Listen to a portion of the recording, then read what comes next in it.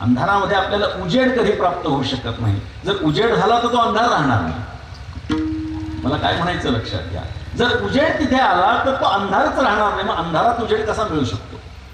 संसारामध्ये आपण सुखाच्या प्राप्तीचा प्रयत्न करतो. काही माणसं देवादिकांकडे प्रार्थना करतात आणि देवा आम्हाला सुखी कर असं मागणं मागतात.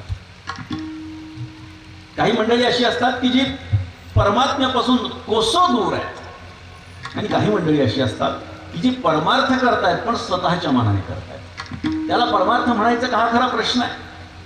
मग प्रत्येकाची दर्शन करण्याची स्वतंत्र पद्धती, पूजन करण्याची स्वतंत्र पद्धती, प्रत्येकाची पिंडे पिंडे मते भिन्ना. प्रत्येक जण वाटेल त्या पद्धतीनं भगवंताची भक्ती म्हणून काहीतरी करतो, आणि जे काही करतो त्याला भक्ती म्हणतो. मग कोणी शेंद्री हेंद्री देवतांच्या नादी लागतं. आमच्या संतांनी सांगितलं, शेंद्री हेंद्री दैवते कोणती पूजी भूते घेते, आपल्या पोटाची रडते मागती शेते अवदान आपुले इच्छे आणि का पिढी. जी स्वतःच्या इच्छेसाठी आपल्याला पिडते, त्रास देते, ते आपल्याला काय देणार आहे. परंतु माणसं अशी असतात की ते आशा संपन्न असतात. त्यांना असं वाटतं की प्राप्त होईल, प्राप्त होईल, प्राप्त होईल, काहीतरी तो देव देईल. ते लॉटरीचे तिकीट काढणारे जसे असतात, त्यांना कायम वाटतं की मला लॉटरी लागेल.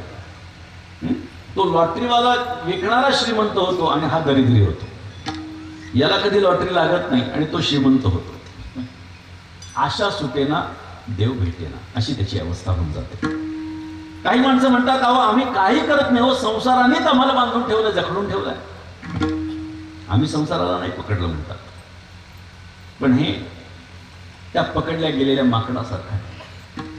माकड पकडणारी जी मंडळी होती पूर्वी, मदारी वगैरे असायची, आणि ती माकडांना पकडायची, त्यांना शिकवायची, त्यांना शिकवायची आणि त्याच्यावरती पैसा कमवायची. म्हणजे माकड पकडण्याची सुद्धा एक कला आहे. जो जास्त मूर्ख, जो जास्त आसक्त, तो जास्त लवकर आकळल्या जातो, पकडल्या जातो. त्याचं ज्ञान त्या माकड पकडणाऱ्यांना. मग काय, जिथे माकडं असतात तिथे असं एखादं झाड बघायचं, त्याच्यामध्ये त्या माकडाचा रिकामा हात जाईल एवढं छिद्र त्यामध्ये असेल, अशा ठिकाणी हा फुटाणे घेऊन जायचा. याने काय करावं, फुटाणे घ्यावेत, माकडांना दाखवत, माकडांचं लक्ष याच्या हातात फुटाणे, ते आपल्याला मिळाले पाहिजे. हा काय करायचा, त्या ढोलीमध्ये टाकायचा. आता त्या ढोलीमध्ये ते फुटाणे टाकले की हा बाजूला निघून जायचा. सगळेच्या सगळे माकडं त्या फुटाण्यासाठी यायचे. जो जास्त आसक्त तो जास्त लवकर हातात घालणार.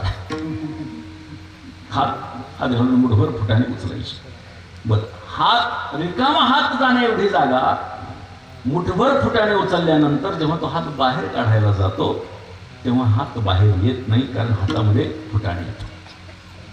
मग त्या माकडाला असं वाटायला लागतं की मला आतून कोणीतरी पकडलंय. माकडाला वाटायला लागतं मला आतून कोणीतरी पकडलंय. मला का लक्षात, तो प्रयत्न करतो सोडवण्याचा, बाकीची पळून जातात. हा निवांत येतो, त्याला माहिती आहे की हा फुटाणे सोडणार नाही. माकडे मुठीसी धरिले फुटाणे, माकडे मुठीसी धरिले फुटाणे, माकडे मुठीसी धरिले फुटाणे, हात